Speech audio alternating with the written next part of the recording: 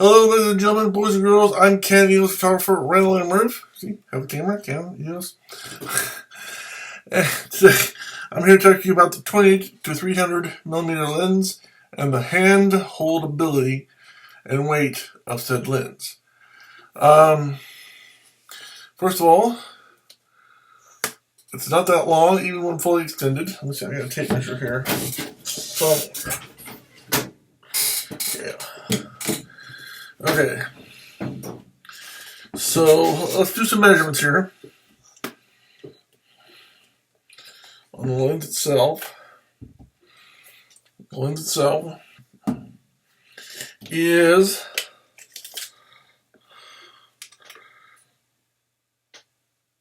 not quite 5.5 inches. It's like,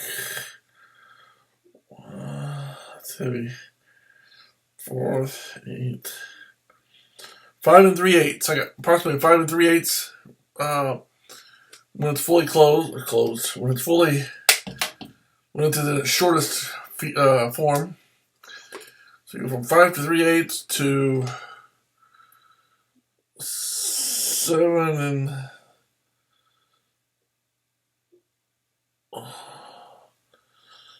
just over 7.5. So just over 7.5. So that's not bad. 7.5 inches, under 8 inches is pretty good, okay? For this type of lens. Not bad. Now, so let's talk about the maximum. Now this is my digital XT. Far from the modern 1DX or 1DC or 5DSR or 5DS or 5D Mark III. But give you a basic ballpark of where we're at. And just for reference, if you really need to know, and since we're doing it, we might as well do it, right? I have a thickness on that of, well, let's see, the thickest would be up here at the top at the flash.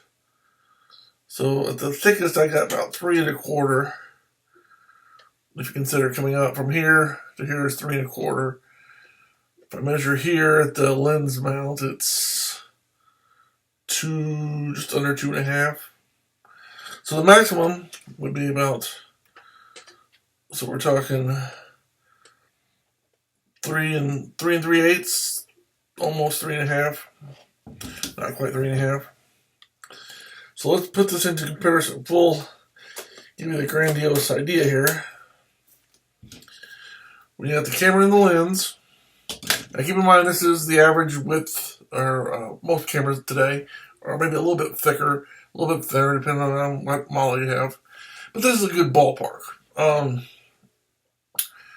So when the lens is closed, because it is a push-pull lens, you have a distance of 7 3/8. No, excuse me, 5/8. 5/8. Let me count. Let me do the math here. 3/4. Excuse me, 3/4. Losing it. 7 3/4 approximately. Okay.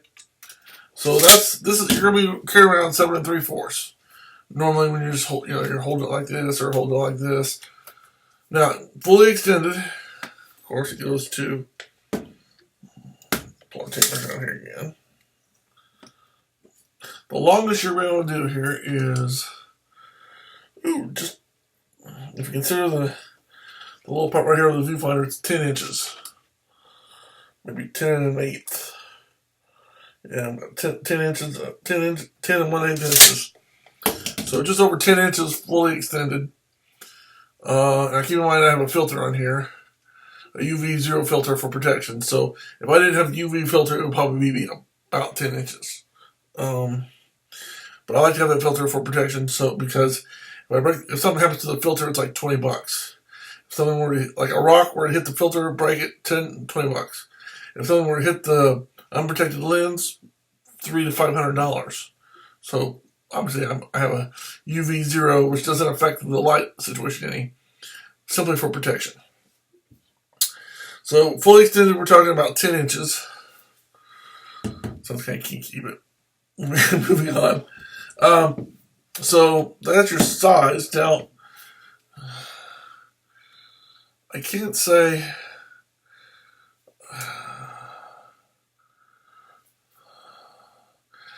If you hold it right in the middle, it's pretty well. It's pretty well balanced between the weight of the lens and the camera. So it's. It's pretty.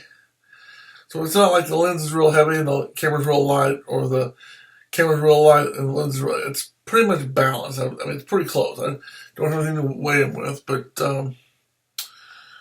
and I keep in mind I've got a battery grip, 2 batteries, so something to keep in mind. If I didn't have the battery grip with the 2 extra batteries, the lens might be heavier. But right now it's pretty well balanced. I'm considering holding up my thumb and my finger, and it's pretty well balanced.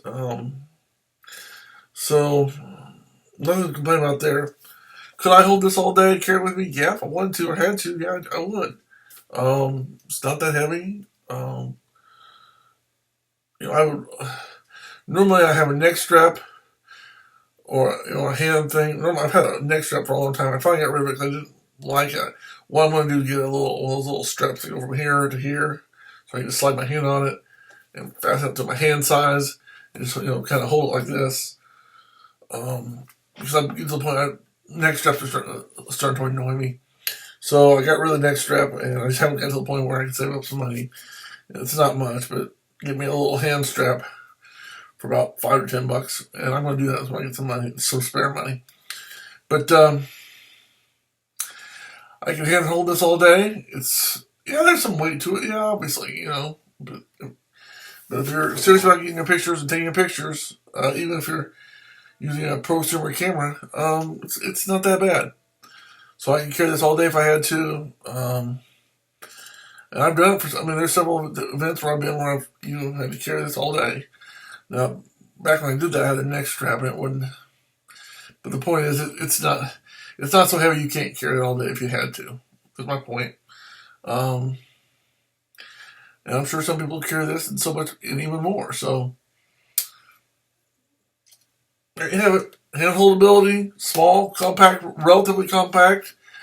Wide versatility of focal lengths when you go from 28 to 300, which is really the reason I have it, is the versatility of focal lengths. This is why I have a 20 to 300. And really like it. Now, I wish it was more modern. Do I wish it was a 1DX or 1DC or 1DX Mark II when those come out? Yeah, sure. I wish it did video. I wish it did a whole lot of things it can't do. But it is what it is. So until next time, I'm Canon for RandallMRueff. Thanks for watching. Have a good day, and God bless. And remember, no matter what camera we have, keep taking those pictures. Bye.